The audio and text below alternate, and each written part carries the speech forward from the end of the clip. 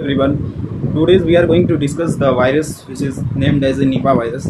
Nipah virus is a deadly virus which is recently the case which have been seen in the Kerala, and this virus is firstly seen in the Malaysia.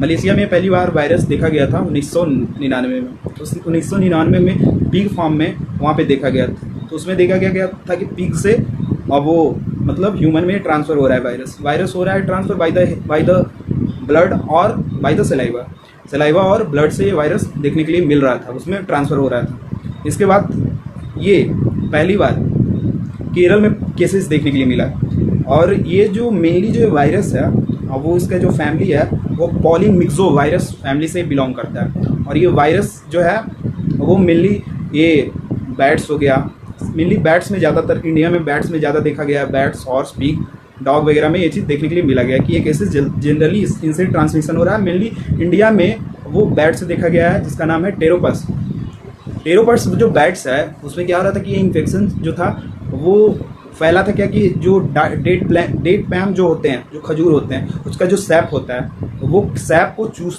फल fruits जो भी सैप्स जो भी चीज़ें हैं उसमें ये देखा गया था वायरस। उसमें था कि वो जो खजूर वाला जो पेड़ है उस पर अगर, क्योंकि ये जो बैट्स होते हैं जो इंडिया में जो पाए जाते हैं जो बैट्स हैं वो बैट्स भी इंसेक्टिवोरस होते हैं और ये फ्रूट लविंग होते हैं जिसको फ्यूगिवोरस बोलते हैं। तो जो फ्रूट से जो लव करता है, जो फ्रूट जो खाने वाला फ्रूट के सैप तो फ्रूट जूस, तो वो जो खजूर के जो पेड़ में जो केरला में जो केसेस मिली थी उसने था क्या कि जो फ्रूट जो डेट पाम का जो सैप है उसको सक करने के कारण उसका जो सलाइवा है वो डेट पाम में आ गया। उसके कारण हुआ क्या कि वो जो चीज़ें हैं वो जो सलाइवा है वो अगर कोई दूसरे ह्यूमन कंज्यूम किया तो उसमें वो चीज़ इन्फेक्शन ट्रांसफ़र हो गया।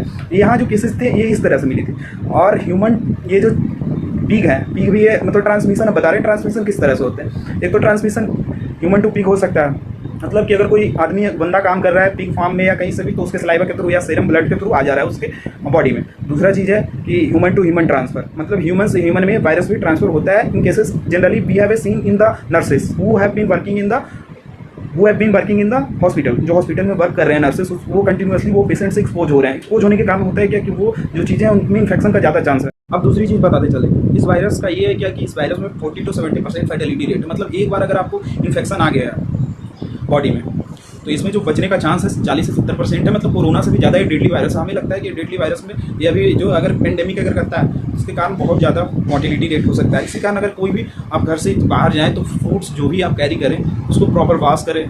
प्रॉपर आप कहीं भी अगर आपको हैंड में या कहीं भी बॉडी में अगर कट लगता है तो उस पार्ट को जल्दी से एक्सपोज करें और उसको जल्दी से वाइंड अप करें, या कुछ भी उसमें एंटीसेप्टिक क्रीम है या कुछ भी है उसको आयोडीन के सॉल्यूशन से उसको वॉश करें। तो इस कारण से होता है कि वो वायरस ये हो जाता है, या सैनिटाइज कर लें।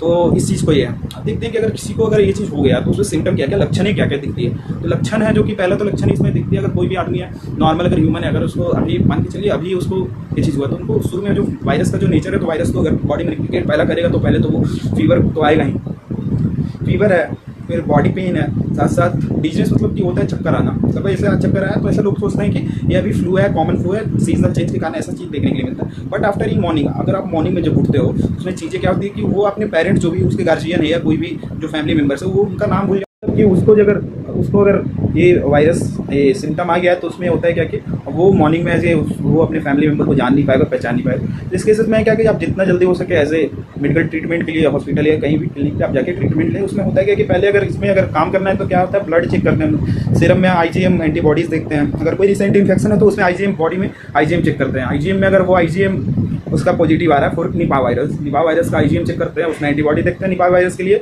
उसमें इम्यूनोसॉर्बेंट एंजाइम लिंक्ड रिएक्शन जो होता है वो चीज़ होता है, वो चीज़ से चेक करते हैं। अगर वो इन्फेक्शन 2-4-10 दिन से ऊपर जा रहा है तो उसमें IgG लेवल चेक करते हैं, इम्यूनोग्लोबिन लेवल चेक करते हैं, तो देखते हैं कि इम्यूनोग्लोबिन लेवल है जो क्या है। दूसरी है कि हम लोग RT-PCR करते हैं, CSF सेरेब्रोस्पाइनल फ्लूइड का CSF चेक करते हैं। उसमें क्या है कि वो उस पेशेंट का जो अगर वो पॉजिटिव है उस चीज़ से तो उसका जो प्रोटीन लेवल है वो अप हो जाता है, मतलब उसका बढ़ जाता है, RT-PCR से पता चल जाता है ये। थर्ड में हम लोग उसका चेक कर सकते हैं उसमें चेस्ट एक्सरे से तो कुछ पता नहीं चलता, बस ये चेक कर सकते हैं। फिर MRI करके हेड MRI कर सकते हैं। हेड MRI में देख सकते हैं तो उसका जो इन्फेक्शन है वो इन्फेक्शन उसमें दिखता है।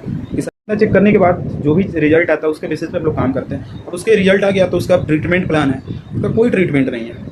अगर आपको ये वायरस, इसका भी कोई ट्रीटमेंट नहीं आया, अगर आपको एक बार ये वायरस हो गया, इन्फेक्शन हो गया इस वायरस से, तो आपको कोई इलाज नहीं है। ऐसे एक सर्टेन वैक्सीन के लिए ट्रायल फेज में चल रही है। जैसे मैं M1024 जो एक मोनोक्लोनल एंटीबॉडीज़ है उसका ट्रायल फेज चल रही है, उस पर अगर कोई रहता है पेशेंट पे तो उसको ट्रायल करते हैं। ऐसे रिवावायरिन भी थोड़ा सा सक्सेसफुल माना गया निपा वायरस की। तो ये सब चीज़ें हम लोग टेस्ट करते हैं।